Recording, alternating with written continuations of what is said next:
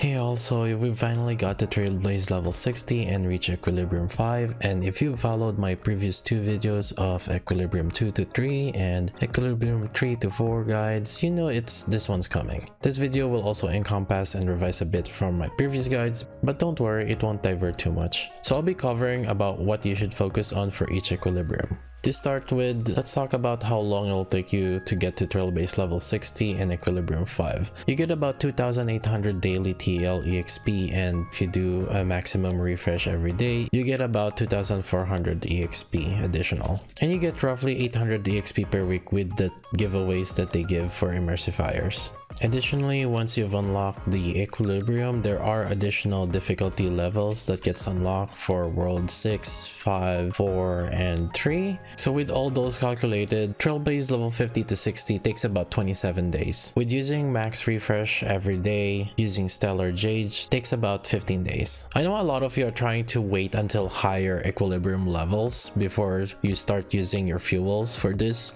Equilibrium 4 is actually one of the best times to start using your fuels. And the main reason for that is the golden calyx runs are capped out. Equilibrium 4 is the highest equilibrium for character EXP, Lycon EXP, and credit runs. But before you go spending all your stamina on them, just note that character EXP can be farmed extra daily by killing the overworld mobs. Lycon EXP can be extra farmed if you are a massive whale and starts pulling on this banner. Very inefficient, but just to give you an idea that it is possible that way. Some of the Forgotten Hall rewards, you can also get some Lycon EXP in there. It's not much though, but it resets every 2 weeks, so I just want to point that out. And for the greater whales out there, Embers Exchange, there is an unlimited source of credits if you swipe your card hard enough. But in any case, you can farm them via just destroying these and then attacking enemies overworld. If anything, one of our bigger main source of credits are coming from dailies that we just kind of get passively. Memory of Chaos every 2 weeks do give out these rewards, and there's a bunch of credits and some Lycon EXP and character EXP as well. And if we're really pushing it, some of the rewards in the simulated universe do give credits as well. Not to mention some of the event rewards as well, they do give out some resources like character EXP, Lycon EXP, and credits. I kind of expect more in the future where they give out these rewards as well. So before you go all out on farming these materials, just make sure you are aware that we are going to get some resources over time. If you're not in a particular rush on finishing the endgame content, that might affect your decision making. If you want to min-max your EXP farming, I recommend keeping your characters at around level 68 to 69 and farm the overworld mobs daily. You just need about 1 or 2 levels below the max level, and then you can start farming the overworld mobs. Alternatively, you can have your main DPS at high level maxed out, while choosing some other DPS that is probably on a lower priority and keeping them at a way lower level than others. Regardless though, this is only if you choose to do that overworld mobs min-max farming. If you aren't doing it that intensely daily, then keeping them around level 68 or 69 is fine. I think 69 is a nice number, not only because it's a nice number, but since overworld mobs farming is inevitable, you're gonna be farming it regardless just to get some materials when ascending characters, upgrading character traces, so you will have to farm them anyways. And instead of letting some EXP go to waste when doing so, at least just get some EXP gains. It might not matter in the long run, but hey, you're watching this video. I assume you want the most out of your resources. In the long term, you could argue that it's inefficient to use stamina fuel on character EXP, Lycon EXP, and credits, but in the short term, they do give the biggest power boost and also allow you to tackle the rest of the content at that level. My recommendation is we should farm and early push about 4 to 6 main units that we use and plan to use on Memory of Chaos to around level 70 to 80. And for the other 2 to 4 units that we could farm them around level 75 to 78. Then we could farm their levels via dailies and events slowly. Why am I talking about this? Well, the main thing is the biggest power spikes or priorities that we should be aiming for is character level, Lycon level, and then also relics. The character level and light cone level do count as your base stats, which are gonna be the main factor when you're getting multipliers from your relics. So prioritizing having a higher character level and light cone, and then they are complemented by relics, will actually bring the most out of your damage. Now skills traces are nice and all, but their power increase are marginal compared to the 3 that I mentioned. Now let's talk about the main differences between Equilibrium 4 and Equilibrium 5. Here are the main points that are to note. The daily Trailblaze EXP that we get went from 320 each of these nodes to 350. The character EXP, Lycon EXP, and credits are capped out at Equilibrium 4, so they never really had any change. The trace materials supposedly got better because of the difficulty level increase from Equilibrium 4 to Equilibrium 5, but this is kind of hard to distinguish because the drop amount are still the same between the two. Purple drops are either 0 or 1, blue drop is always 1, green drops are either 1 or 2. Since it's RNG, it's hard to find a more definite proof for this. The main change I think is the drop rate of the purples. I have done over 60 runs of trace materials at Equilibrium 5 so far, and by my experience the drop rate of purple has been around 20%. When I was farming them in Equilibrium 4, I was getting about 10% drop rate. Maybe for some people they have reported that they got like about 6% drop rate. In any case though, I think that regardless of our personal experiences of Fortnite, the fact that there's an increase in level of trace materials between Equilibrium 4 and Equilibrium 5 means that there should be some sort of better chance at getting a better loot at this higher level that we've unlocked. Relic farming now is basically 2 drop guaranteed, or so at least based on my limited experience, but a bunch of people, also others who have reached Equilibrium 5, have said this same thing. You know, this makes me wonder, when you reach Equilibrium 6, what would it be? Out of everything, only Relic has something to unlock at Equilibrium level 6, and also Echoes of War and Simulated Universe. Character Essential Materials or Stagnant Shadows start dropping 5, which is a 25% increase from Equilibrium 4, and the weekly bosses can now drop 3 to 4 materials now. I haven't seen 4, but some people have reported that. But regardless, that's not really going to affect whether we're farming it or not, because we're always going to be farming weekly bosses. Now let's move on to calculations for the preparation that we need to do. Our primary focus is going to be characters and light cone calculations. We've already established that farming for EXP and credits are already at their peak during Equilibrium 4. We also know that there's still room for improvements for the better drops for the trace materials and character essential materials or stagnant shadows until we reach Equilibrium 5. Because of that, I don't recommend to overfarm trace materials too much and the stagnant shadows during Equilibrium 4. You could argue that because of the RNG matter of trace materials, you could start farming a little bit more on trace materials. I'm gonna leave that one up to you. Now moving on to character light cone, EXP, and credits necessary. Here are the values. Character level from 70 to 80 is 2.7 million EXP. It costs about 400k to 440k credits. This is including the ascension costs that are necessary. So leveling up requires about 140 purple EXP books. At Equilibrium 4, one run is about 2.25 EXP books. So getting level 70 to 80 is about 620 stamina, which is about 2.6 days of farming. Takes about 17 to 19 runs of credit farming. So in total, it takes about 3 to 3.3 days for each character to max their level out. Oh, and as a side note, if you want to just push your characters to level 78, which by the way, I would probably do myself, or probably about 4 characters, as I'm using them to farm around the map, you only need about 2 mil EXP and about 300k to 350k credits. You do save about roughly almost a day worth of farming. If you actually want to include max level trace farming as well, you're going to need additional about 2 mil credits to max your levels out. They do start getting more expensive the higher the level is, and so if you're looking to max out your favorite character, that's something to consider as well. Maxing out traces from around level 6 to about level 9 to 10 costs around 1 to 2 mil credits, including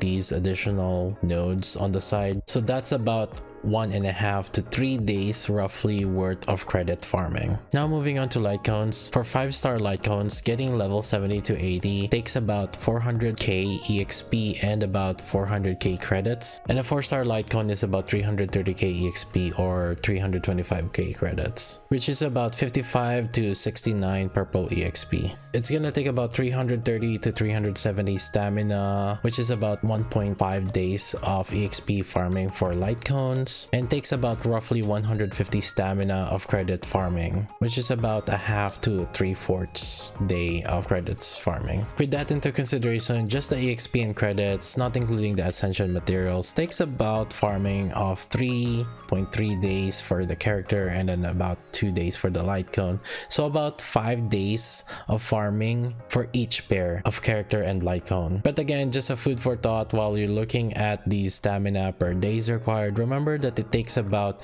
27 days without refreshing to go from TL50 to TL60, so that means that there are still going to be some resources that you are going to be getting throughout those days. But something to consider also is you can speed it up by using stamina refreshes or using fuels. With all of that though, what am I getting at here? Well, actually, with all those things in mind, if you actually just fully farm character, light cone EXP, and credits at Equilibrium 4, you'll actually have enough to max out about 5 or 6 characters to level 80. With all of these into consideration, what do we really need to farm? For me, my suggestion is getting enough resources to farm for about 4 to 6 characters to max level, including their light cone. Why is that? Well, I'm using this more as a guideline for the remaining 2 to 4 characters that weren't being calculated. I'm offsetting it with the dailies, weeklies, events, and also perhaps if you don't plan to max out the levels. For example, if you want to push the characters only to level 78 or 79, then you can trickle in the leftovers that we calculated to level 80 and redistribute it to the other characters that were not included or we're not going to account for. In addition to that, something to note is that there is a trace upgrade that's locked behind levels, and there is one for level 80 and then there's another one for level 75. So for some of your units, it might be worth pushing the character to level 80 immediately instead of pushing them to just level 78. And it's not like you are going to farm, or maybe you're going to farm those overworld mobs every single day. You can adjust based on these information depending on the type of player you are. Are you just chilling and doing dailies without pushing the top end content, or do you just want to push the top end content ASAP?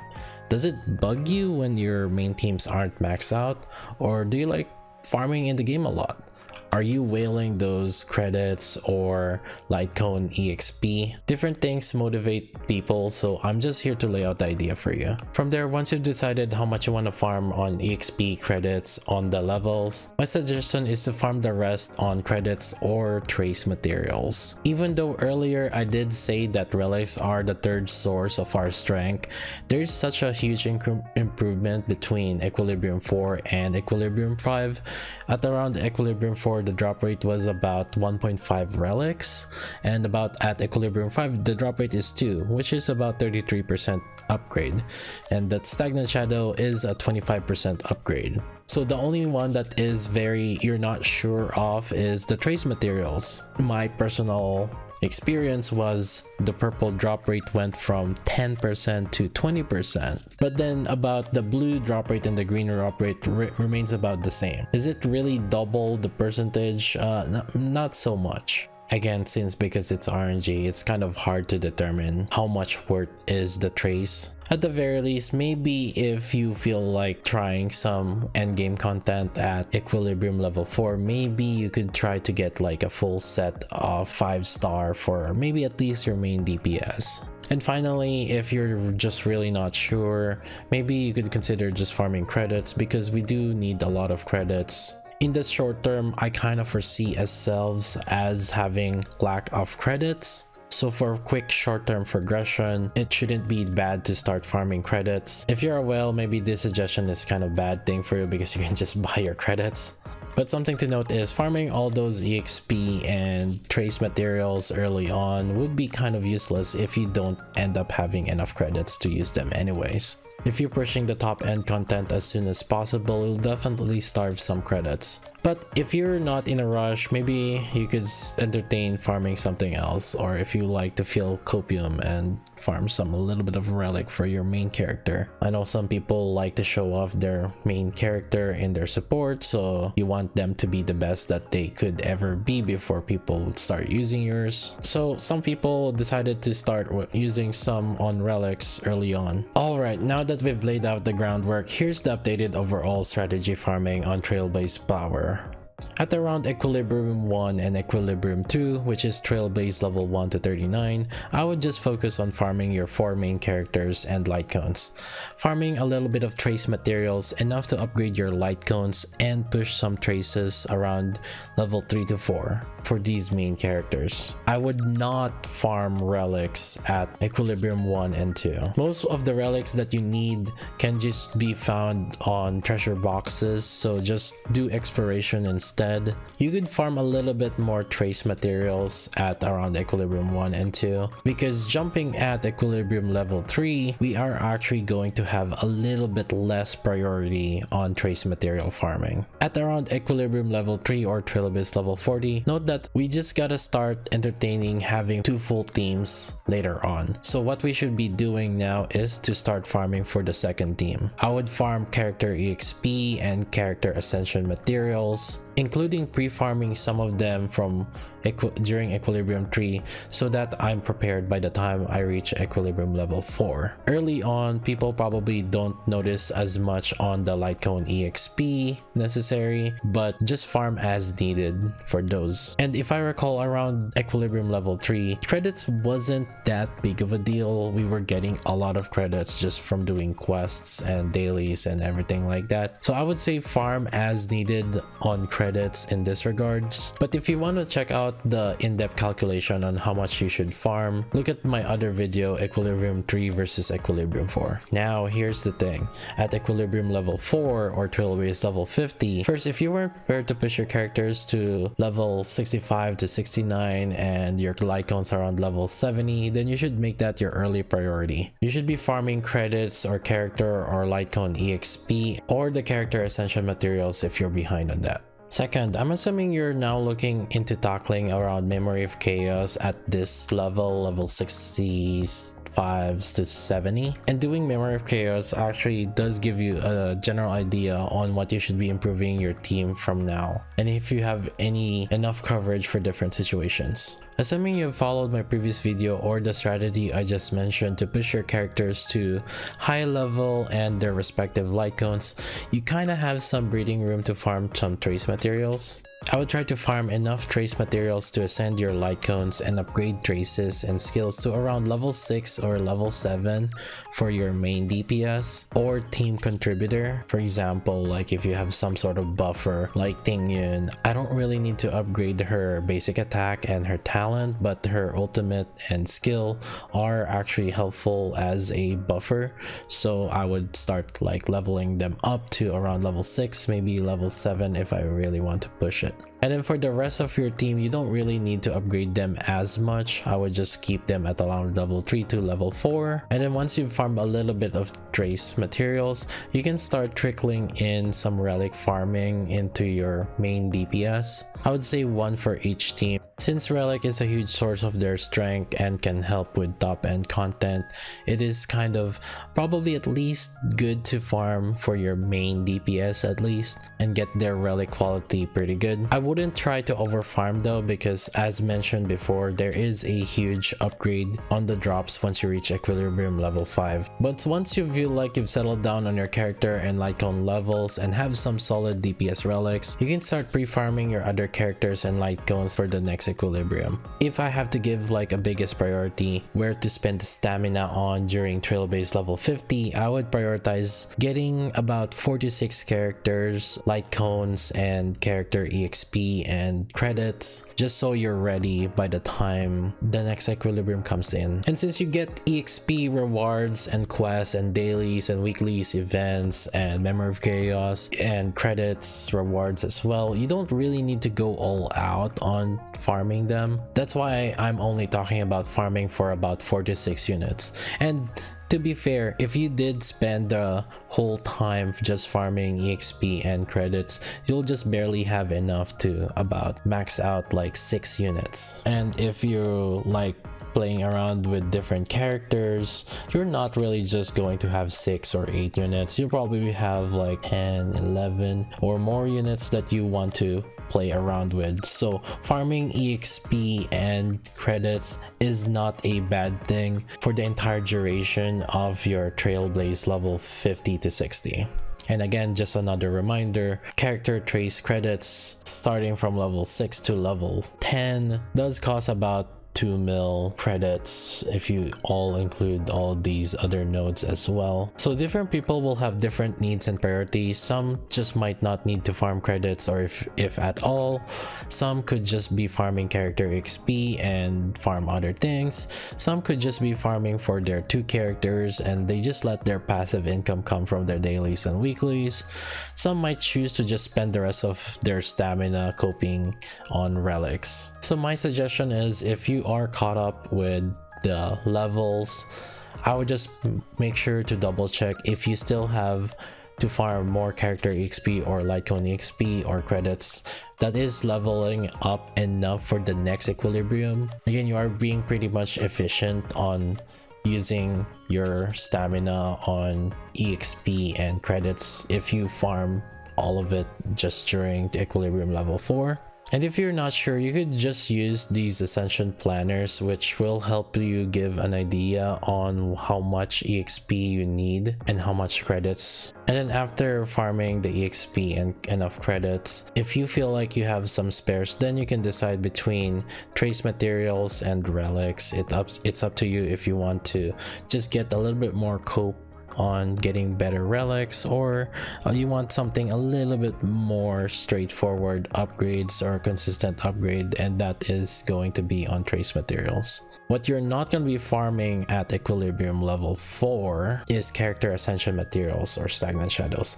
You'll just farm just enough to push your other characters levels, but I would highly advise against like farming character ascension materials right now, because this is one of the more guaranteed ones. Like, we're sure you're getting better reward on the next equilibrium. So I would just farm just enough to level up the characters if you haven't caught up on leveling them up just yet, so that they can be uncapped from level 60 to 70. But I wouldn't pre-farm for the level 70 to 80. I would just wait until the next equilibrium before you start farming for level 80. And then finally, once you've reached Trailblaze level 60 and got to equilibrium level 5, the best time to farm now is the stagnant shadow, character ascension materials, and also trace materials. You have finally uncapped the last level for each of them, and so this is a good time to start farming and going all out on these. And as a bonus, once you've reached endgame, which is at equilibrium level 6, well, really it's whatever you need to farm, right? But the way I see it is, since there is a next stage for these relics, who knows, maybe we'll start getting 3 drops or just a bunch more consistent. But yeah, you can start farming endgame now, do whatever you want at equilibrium level 6. In any case, that's about it. I'm gonna see you guys next time. Leave that like, comment, and subscribe, and come hang out with me at twitch.tv/KaiJLV. I'll see you guys there.